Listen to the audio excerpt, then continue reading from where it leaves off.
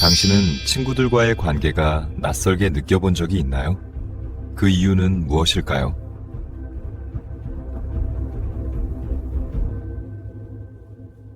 안녕하세요. 오늘도 우리들의 소중한 인생 후반전을 함께 고민해보는 시간입니다. 여러분은 혹시 이런 기분 느껴보신 적 있으신가요? 10년 넘게 매주 얼굴을 보던 친구들인데 어느 날 문득 그 자리에 앉아있는 내 모습이 너무나도 낯설고 이물스럽게 느껴지는 그런 순간 말이죠. 분명 웃고 떠들고 있는데 마음 한구석은 시베리아 벌판처럼 시리고 공허한 느낌 말입니다. 저는 오늘 여러분께 조금은 아프고 쓰리지만 반드시 마주해야 할 우리들의 인간관계 이야기를 아주 깊고 아주 자세하게 해보려고 합니다. 이 이야기는 단순히 친구가 줄어든다는 현상을 넘어 왜 우리가 그토록 관계라는 이름의 신기루에 목을 매왔는지, 그리고 그 결과가 우리 삶을 어떻게 갉아먹었는지에 대한 처절한 기록이기도 합니다. 제 주변에 영숙이라는 분이 계셨습니다. 영숙은 40대 중반에 들어서면서 고등학교 동창 모임의 총무를 맡게 되었습니다.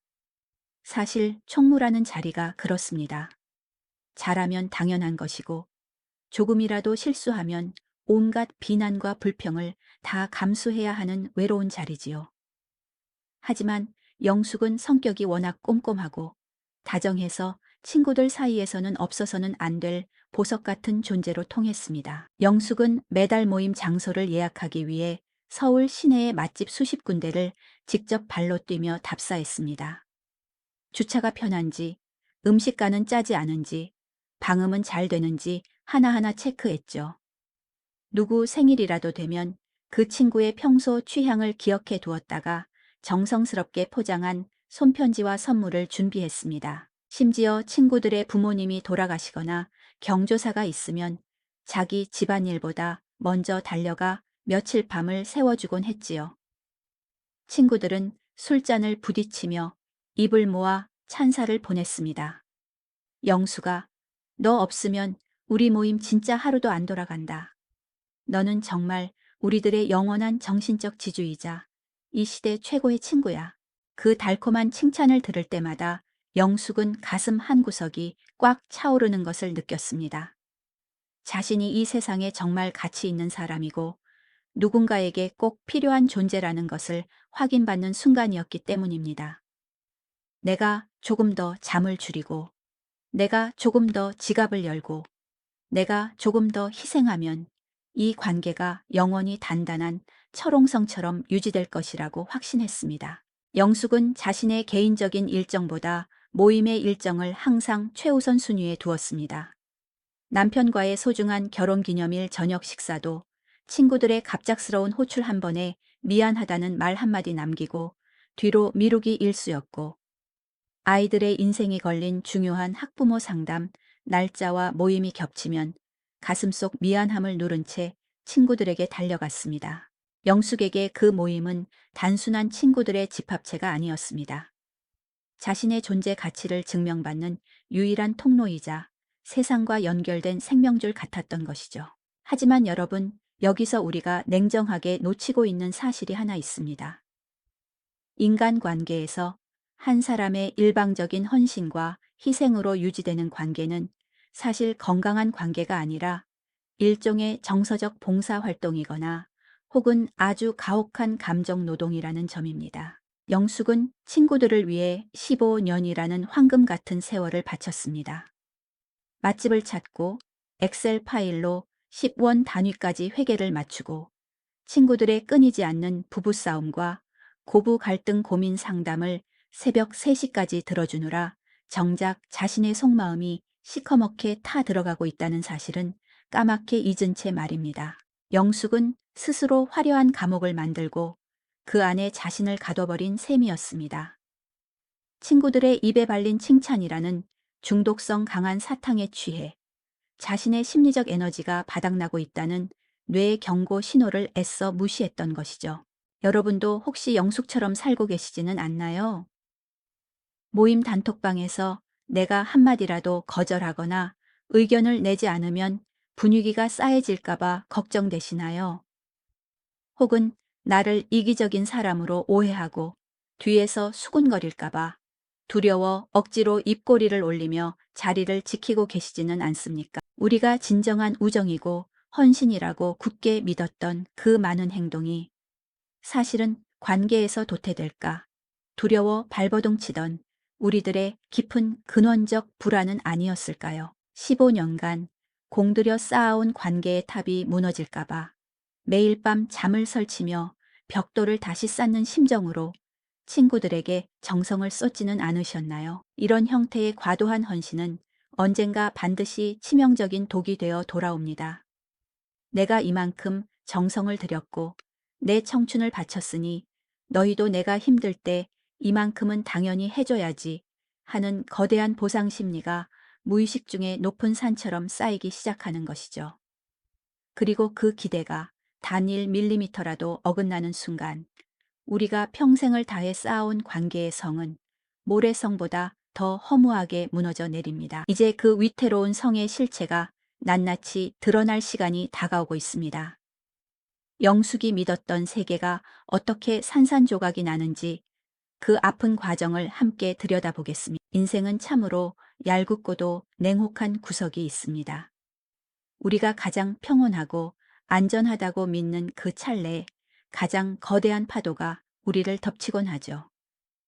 영숙에게도 인생의 근간을 뿌리째 흔드는 시련이 찾아왔습니다. 영숙의 남편이 10년 넘게 모든 것을 쏟아부어 운영하던 정보통신 관련 사업이 갑작스러운 경기 침체와 거래처의 파산으로 인해 급격히 어려워진 것입니다. 당장 직원들의 월급을 걱정해야 했고 집 거실에는 빨간 압류 딱지가 붙을지도 모른다는 공포가 일상이 되었습니다. 늘 밝고 활기찬 에너지를 전파하며 친구들을 챙기던 영숙의 얼굴에서는 웃음기가 사라졌고 목소리는 힘을 잃었습니다. 당연히 모임 준비에도 예전만큼 신경을 쓸 수 없었습니다. 맛집을 검색할 여유도 친구들의 시시콜콜한 농담에 장단을 맞춰줄 마음의 여유도 남아있지 않았으니까요. 영숙이 침묵하기 시작하고 모임의 총무 역할을 제대로 수행하지 못하게 되자 15년간 가족보다 더 가깝다고 자부했던 친구들의 반응은 예상보다 훨씬 더 차가웠습니다. 걱정 어린 위로의 메시지 한 통보다는 왜 이번 모임 장소 공지가 늦느냐는 짜증 섞인 재촉이 먼저 날아왔습니다. 인간의 이기심이 서서히 고개를 들기 시작한 것이죠. 사건은 어느 비 오는 금요일 저녁에 터졌습니다. 영숙은 평소보다 조금 일찍 모임 장소인 한정식집에 도착했습니다. 친구들에게 남편의 어려운 상황을 솔직히 털어놓고 잠시 총무직을 내려놓겠다는 간곡한 양해를 구할 생각이었습니다. 영숙이 식당 안쪽 별실로 향하던 중 화장실 칸 안에 잠시 들어갔을 때였습니다. 밖에서 아주 익숙하고 친숙한 목소리들이 들려왔습니다. 바로 철수와 미영의 목소리였습니다. 영숙은 반가운 마음에 문을 열고 나가려다 그들의 대화 주제를 듣고 온몸이 얼음처럼 굳어버렸습니다. 그들이 씹고 있던 안주는 다름 아닌 영숙의 불행이었습니다. 철수가 비아냥거리며 말했습니다. 야, 요즘 영숙이 표정 진짜 가관이지 않냐? 완전 모임 분위기 다 망치고 앉아있어. 남편 사업 망했다더니 우리한테 돈 빌려달라고 손 벌릴까봐 진짜 겁난다니까. 그러자 미영이 기다렸다는 듯이 맞장구를 쳤습니다. 그러니까 내 말이 예전에는 지가 돈 좀 있다고 총무 노릇하면서 생색이란 생색은 다 내더니 이제는 연락도 잘 안 돼. 사실 냉정하게 말해서 영숙이가 우리 모임에 꼭 필요한 멤버는 아니잖아. 그냥 뒤치다꺼리 해줄 일꾼이 필요해서 옆에 뒀던 거지. 이번 기회에 슬쩍 따돌려서 지 발로 나가게 만드는 게 어때? 분위기 파악 못하고 계속 붙어 있으면 우리만 피곤해져. 다른 애들도 다 그렇게 생각하더라고. 화장실 칸 안에서 그 소리를 듣던 영숙은 온몸에 피가 거꾸로 솟구치는 것 같았습니다. 손등은 파랗게 질렸고 심장은 터질 듯이 요동쳤습니다. 15년입니다.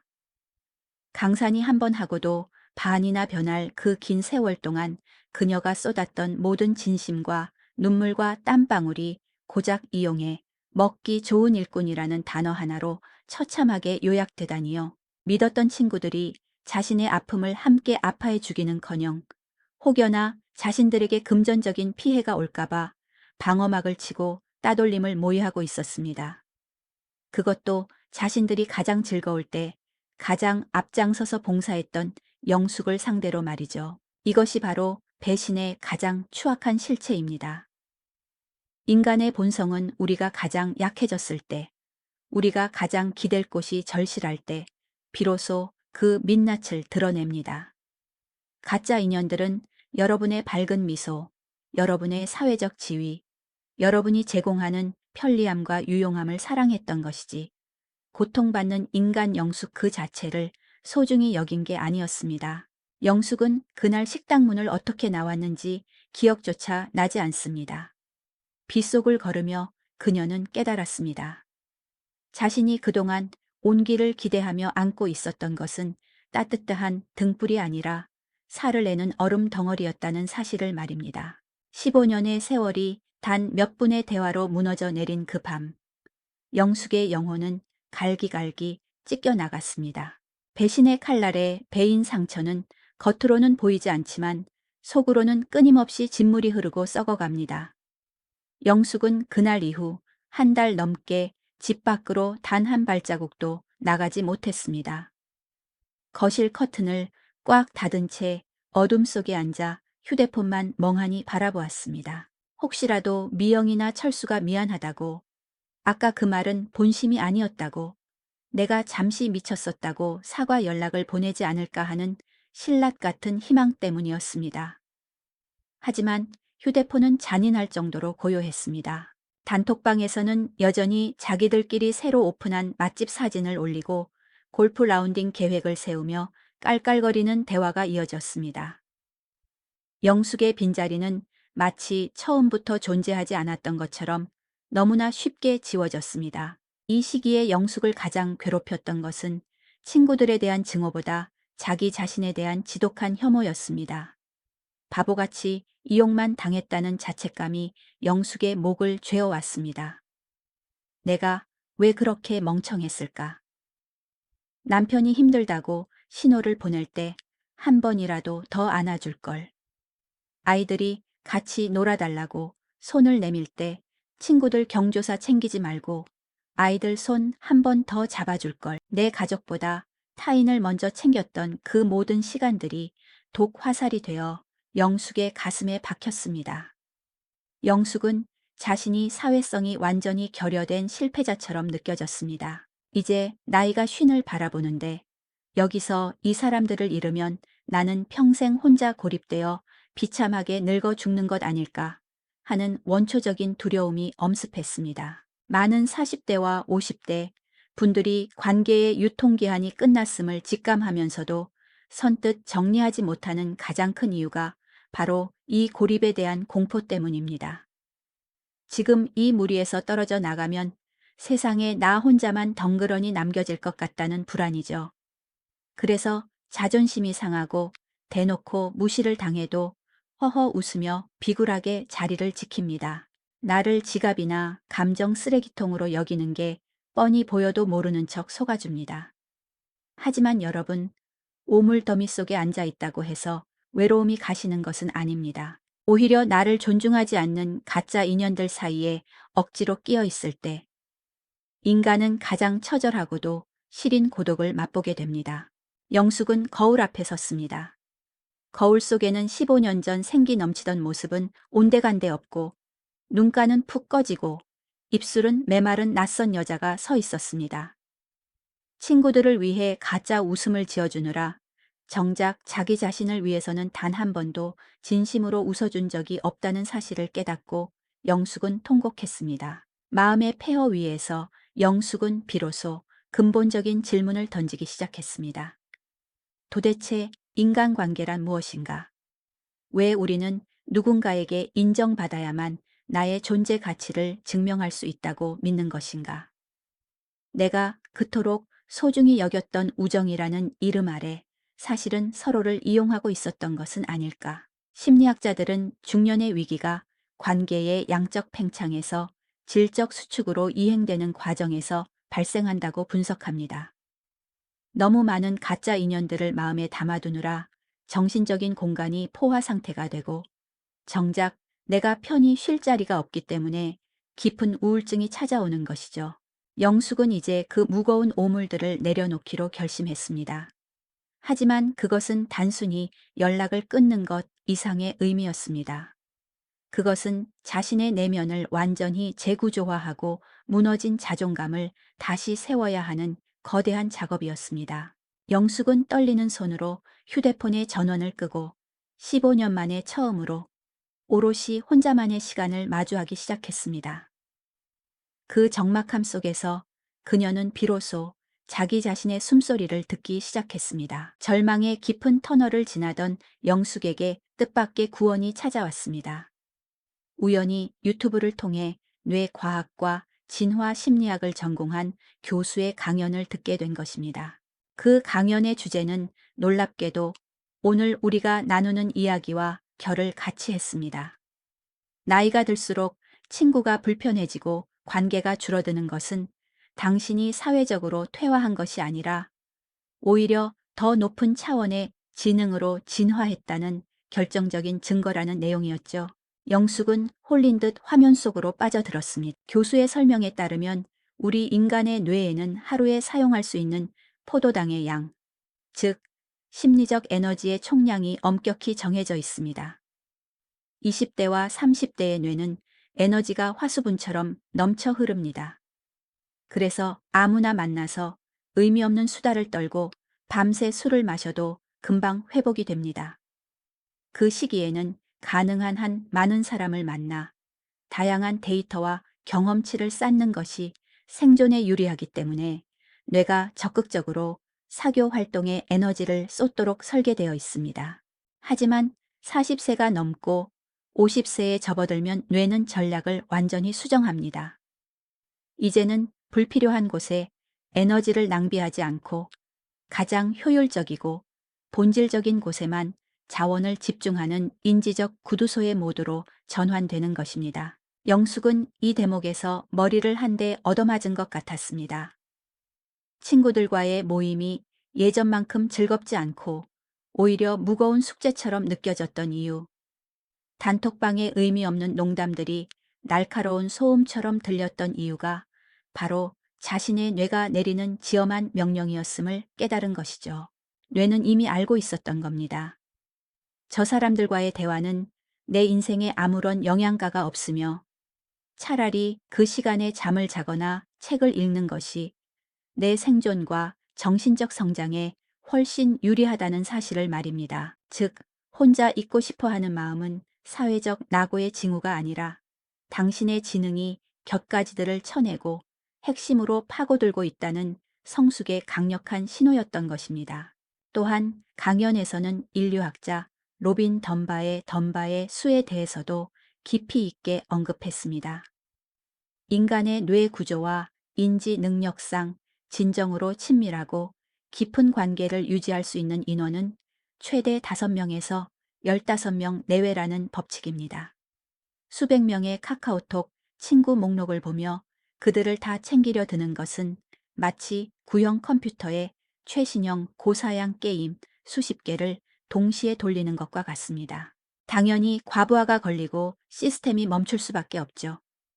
영숙이 느꼈던 그 지독한 피로감과 허무함은 시스템 오류 메시지였던 셈입니다. 영숙은 이제 더 이상 자신을 자책하지 않기로 했습니다. 친구가 줄어드는 것은 내가 성격이 나빠서가 아니라 내 지능이 이제 가짜 우정과 진짜 우정을 구분할 수 있을 만큼 예리하고 성숙해졌기 때문입니다. 무의미한 잡담, 소모적인 질투, 끝없는 비교의 굴레에서 벗어나 자신의 내면을 확장하려는 본능적인 진화의 움직임이었던 것입니다. 영숙은 가슴이 벅차올랐습니다. 나는 무너진 게 아니라 이제야 비로소 제대로 된 인간으로 거듭나고 있었구나. 이 깨달음은 영숙에게 이전과는 전혀 다른 강력한 무기를 쥐어주었습니다. 이제 영숙은 그 무기를 어떻게 휘두를지, 관계의 고수들이 사용하는 우아한 복수법을 설계하기 시작했습니다. 지적 깨달음을 얻은 영숙은 당장이라도 철수와 미영에게 전화를 걸어 폭발하고 싶었습니다. 너희가 화장실에서 했던 그 추악한 말들 다 들었다고. 어떻게 15년, 2년을 그렇게 쓰레기 취급하며 일꾼이라고 부를 수 있냐고 목이 터져라. 소리치고 싶었죠. 하지만 영숙은 깊은 호흡을 내뱉으며 들끓는 감정을 다스렸습니다. 왜냐하면 그것은 하수들의 방식이기 때문입니다. 하수들은 분노를 밖으로 표출하며 상대방의 사과를 갈구하지만 고수들은 자신의 에너지를 단 한 방울도 적에게 내어주지 않습니다. 진짜 인간관계의 고수들이 절대 싸우지 않는 데에는 아주 명확한 이유가 있습니다. 싸움은 뇌의 에너지를 가장 급격하게 소모하는 하등한 행위입니다. 내가 화를 내고 논리적으로 따지면 상대방은 반성하는 게 아니라 본능적으로 방어 기제를 작동시킵니다. 오히려 적반하장으로 당신이 너무 예민하다느니, 남편 사업 망하더니 정서가 불안해진 것 같다느니 하며 당신을 가해자로 둔갑시키죠. 결국 당신은 소중한 에너지만 뺏기고 마음의 상처는 더 깊어지는 비참한 악순환에 빠집니다. 그들에게는 당신의 분노조차도 일종의 관심이자 즐거운 영양분이 될 뿐입니다. 영숙이 선택한 전략은 바로 소프트 랜딩, 즉 아주 부드럽고 우아한 거리두기였습니다. 영숙은 가장 먼저 단톡방의 알림을 영구 무음으로 설정했습니다. 예전 같으면 1분 이내에 확인하고 온갖 이모티콘을 날렸겠지만 이제는 서너 시간이 지난 뒤에 혹은 다음 날 아침에 아주 짧고 건조하게 답합니다. 아, 미안. 내가 요즘 집안일로 처리할 게 많아서 이제 확인했네. 다들 즐거운 시간 보내. 이 한 문장이면 충분합니다. 상대방이 왜 이렇게 답장이 늦느냐고 타박해도 그저 바쁘다는 핑계로 허허 웃어 넘깁니다. 구구절절하게 내 상황을 설명하지 않는 것. 그것이 바로 내 삶의 권위를 되찾는 시작입니다. 이어지는 단계는 거절의 근육을 키우는 것이었습니다. 마침 철수가 뻔뻔하게 연락을 해왔습니다. 영수가, 우리 아들이 이번에 대학 졸업하는데 너 아는 지인 중에 대기업 인사과 사람 좀 있지? 소개 좀 시켜줘. 예전에 영숙이었다면 자신의 인맥을 총동원해 수소문했겠지만 이제는 단호하게 말합니다. 철수야, 미안하지만 내가 지금 우리 가족 일에 온전히 집중해야 하는 시기라 남의 일까지 신경 쓸 여력이 단 1%도 없네. 도움이 못 돼서 미안하다. 여기서 핵심은 미안하다고 말하면서도 절대 다른 대안을 제시하지 않는 것입니다. 짧게 끊는 것.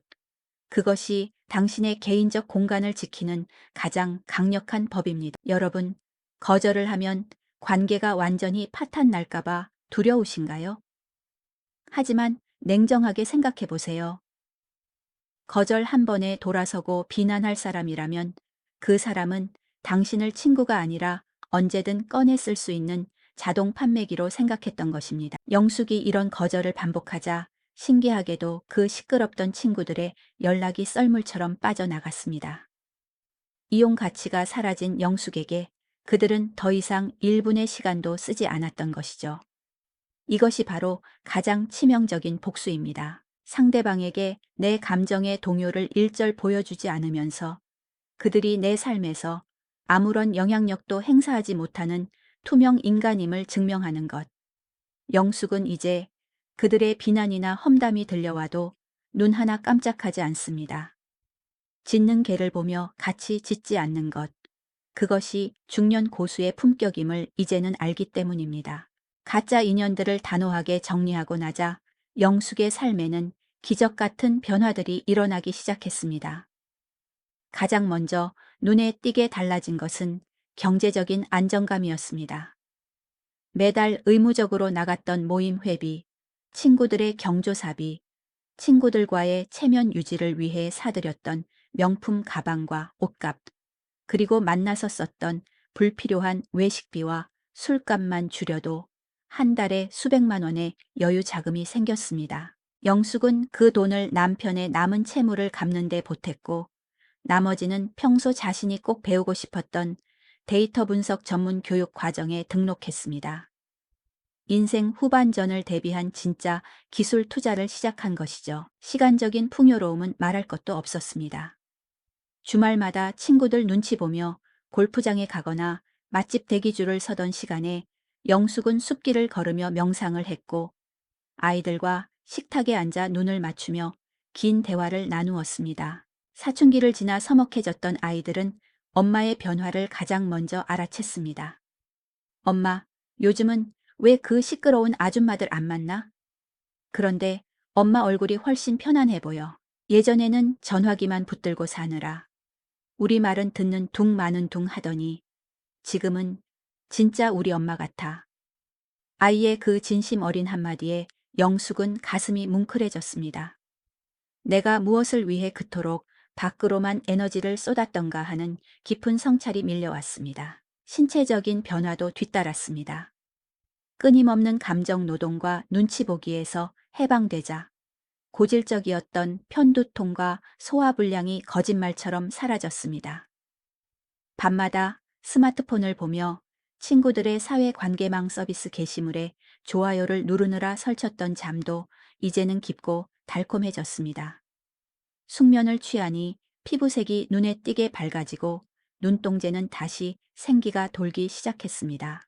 사람들은 영숙을 만날 때마다 묻습니다. 영숙 씨, 요즘 무슨 좋은 일 있어? 얼굴이 왜 이렇게 좋아졌어? 영숙은 그저 조용히 미소 짓습니다. 자신을 갉아먹던 기생충 같은 관계들을 떼어낸 것뿐인데 몸과 마음이 이토록 가벼워질 줄은 몰랐습니다. 그러던 어느 날 여전히 과거의 영숙으로 착각하고 있는 미영에게서 연락이 왔습니다. 영숙아, 우리 이번에 연말 파티 하기로 했는데 네가 예전처럼 협찬사 좀 알아봐주고 장소도 제일 좋은 데로 섭외해주면 안 될까? 역시 내 손길이 닿아야 파티가 격이 살더라고. 예전 같으면 칭찬 한마디에 고래처럼 춤추며 밤을 새워 장소를 찾았겠지만 이제 영숙의 뇌는 차갑고 정확하게 반응합니다. 미영아, 내가 요즘 아주 중요한 개인적인 프로젝트를 진행 중이라 그런 부차적인 일에 쓸 시간이 단 1분도 없네. 너희끼리 알아서 잘 해봐. 짧고 명쾌한 거절이었습니다. 미영은 당황한 듯 수화기 너머로 한참을 침묵하다가 날카롭게 쏘아붙였습니다. 너 진짜 변했다. 사람이 어떻게 그렇게 한순간에 차가워지니? 우리 인연이 무려 15년이야. 영숙은 차분하게 대답했습니다. 응, 미영아. 나 아주 많이 변했어. 정확히 말하면 이제야 남의 인생이 아닌 내 삶을 살기로 결정했어. 15년 동안 충분히 봉사했으니 이제는 은퇴할 때도 됐잖아. 전화를 끊고 난 영숙의 마음에는 일말의 미련도 남지 않았습니다. 오히려 10년 묵은 체증이 내려간 듯 시원한 해방감만이 감돌았습니다. 남의 인생을 대신 살며 박수나 구걸하던 영숙에서 자신의 인생을 직접 지휘하는 지휘자로 거듭난 것입니다. 이제 영숙에게는 더 이상 가짜 등불이 필요하지 않았습니다. 그녀 스스로가 이미 찬란하게 빛나는 태양이었기 때문입니다. 이제 영숙의 곁에는 정말 소수의 사람들만 남았습니다. 수백 명에 달했던 휴대폰 연락처는 과감한 삭제 과정을 거쳐 100명 이내로 줄어들었고 그중 실제로 목소리를 나누며 속마음을 터놓는 사람은 5명도 되지 않습니다. 하지만 영숙은 그 어느 때보다 삶이 풍요롭고 단단하다고 느낍니다. 왜냐하면 그 남은 5명은 영숙이 가장 힘들 때 조용히 찾아와 문 앞에 죽을 두고 가거나 아무런 질문 없이 곁에 앉아 손을 잡아주었던 진정한 인연들이기 때문입니다. 관계의 양을 과감히 줄이니 역설적으로 관계의 밀도는 무한히 깊어졌습니다. 우리는 흔히 마당발이 성공한 중년의 상징이라고 착각하곤 합니다. 하지만 인생의 후반전에는 얕은 호수 수천 개를 가진 사람보다 깊은 우물 하나를 파놓은 사람이 훨씬 더 강력한 생존력을 가집니다. 영숙은 이제 넓고 얕은 관계에 집착하며 에너지를 분산시키지 않습니다. 대신 남은 소중한 인연들에게 더 정성을 다하고 진심을 쏟습니다. 대화의 주제도 남의 험담이나 재력 자랑질이 아니라 어떻게 하면 더 가치 있게 늙어갈 것인지, 우리 사회에 어떤 보탬이 될 것인지와 같은 고차원적인 내용으로 채워졌습니다. 뇌가 그토록 원하던 진정한 지적 유대와 정서적 교감이 비로소 이루어진 것입니다. 혼자 있는 시간은 영숙에게 더 이상 고문이 아니라 치유의 성소가 되었습니다. 새벽에 일찍 일어나 따뜻한 차 한 잔을 마시며 책을 읽고, 저녁에는 혼자 조용히 클래식 음악을 들으며 하루를 정리합니다. 예전에는 혼자 있으면 세상에서 버려진 것 같아 견딜 수 없는 불안을 느꼈지만, 이제는 고독이 주는 그 적막함이 세상 그 어떤 음악보다 아름답고 평온하게 들립니다. 영숙은 이 시간을 통해 자신이 진정으로 무엇을 원하는지, 어떤 음식을 먹을 때 진심으로 행복한지, 어떤 향기를 좋아하는지 비로소 명확하게 알게 되었습니다. 50살이 되어서야 진짜 나 자신과 정식으로 상견례를 마친 셈입니다. 인간관계는 정원 가꾸기와 소름 돋을 정도로 닮아 있습니다. 잡초를 과감하게 뽑아내지 않으면 장미꽃이 아름답게 자랄 자리가 없습니다. 영숙은 지난 15년 동안 잡초를 꽂힌 줄 알고 물을 주고 거름을 주며 애지중지 키워왔던 것입니다. 정원이 잡초로 뒤덮여 정작 주인이 쉴 공간조차 없었던 것이죠. 이제 잡초를 모두 걷어내고 난 빈자리에는 영숙이라는 사람 본연의 향기가 가득한 꽃들이 피어나고 있습니다. 가짜 우정의 소음이 완전히 사라진 자리에 자존감이라는 평온한 노래가 울려 퍼지기 시작했습니다. 여러분, 지금 관계를 정리하는 것이 혹시라도 나중에 후회로 남을까봐 망설여지시나요? 단언컨대 나쁜 관계를 용기 있게 정리해서 후회하는 사람은 단 한 명도 본 적이 없습니다. 오히려 왜 조금 더 일찍 이 오물들을 치우지 않았을까? 왜 내 젊은 날의 소중한 에너지를 그들에게 바쳤을까 하는 후회만 남을 뿐입니다. 당신의 뇌가 보내는 피로 신호를 전적으로 신뢰하세요. 그것은 당신이 이제 더 수준 높은 삶으로 나아가기 위해 거쳐야 하는 필수적인 정화 과정입니다. 영숙은 이제 잡초가 없는 깨끗한 정원에서 진정한 자유와 풍요를 만끽하고 있습니다. 자, 영숙의 긴 여정을 통해 우리는 인간관계의 본질을 낱낱이 파헤쳐 보았습니다. 다시 한번 강조하지만 나이가 들수록 친구가 줄어드는 것은 당신이 사회적으로 이상해진 게 아니라 당신이 성숙해졌다는 훈장입니다. 당신은 이제 인생의 본질을 꿰뚫어 볼 줄 아는 통찰력을 갖게 되었고, 한정된 자원을 소중한 곳에 배치할 줄 아는 현명한 인생 경영자가 된 것입니다. 친구가 적다는 것은 그만큼 당신의 삶이 정교하고 예리하게 다듬어졌다는 뜻이기도 합니다. 영숙은 이제 모임의 뒤치다꺼리를 하는 일꾼이 아닙니다. 그녀는 자기 인생의 당당한 주인공입니다. 남편의 사업은 예전만큼 화려하진 않지만 실속 있게 재기했고, 영숙은 새로 배운 전문 지식을 활용해 사회적으로도 존중받는 위치에 섰습니다. 가짜 친구들은 모두 떠나갔지만 그들이 남긴 빈자리는 평온함과 확신, 그리고 자기 자신에 대한 깊은 사랑으로 가득 찼습니다.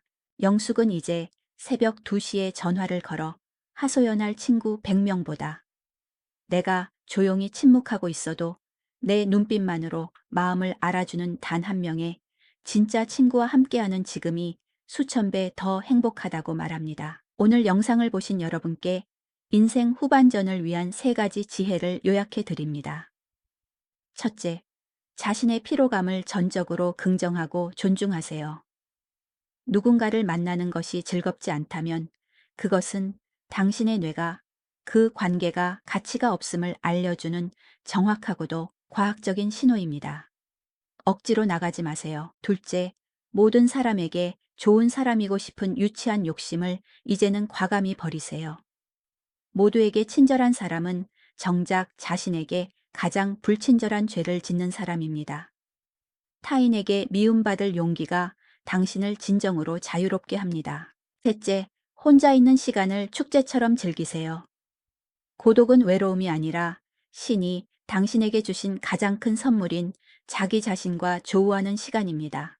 중년의 인간관계는 얼마나 많이 담느냐의 경쟁이 아니라 얼마나 우아하고 단호하게 비워내느냐의 예술입니다. 소모적인 관계의 늪에서 과감히 발을 빼고 당신의 소중한 에너지를 오직 당신 자신과 당신이 진심으로 사랑하는 소수의 사람들을 위해 쓰세요.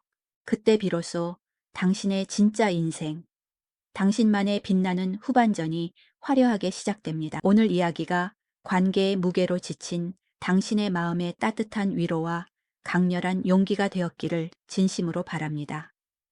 당신은 그 자체로 충분히 빛나는 존재이며 이제 그 빛을 남의 눈치를 보는데 낭비하지 마세요. 긴 시간 동안 제 이야기를 경청해 주셔서 진심으로 감사합니다. 다음에도 여러분의 삶을 더 풍요롭고 단단하게 만들어줄 깊은 통찰의 이야기로 찾아뵙겠습니다. 공감되는 부분이 있다면 댓글로 남겨주세요. 영상이 도움이 되셨다면 구독과 좋아요, 알림 설정 부탁드립니다. 그때까지 당신 자신을 이 세상에서 가장 귀하게 여기는 평온한 날들 보내시길 바랍니다. 감사합니다.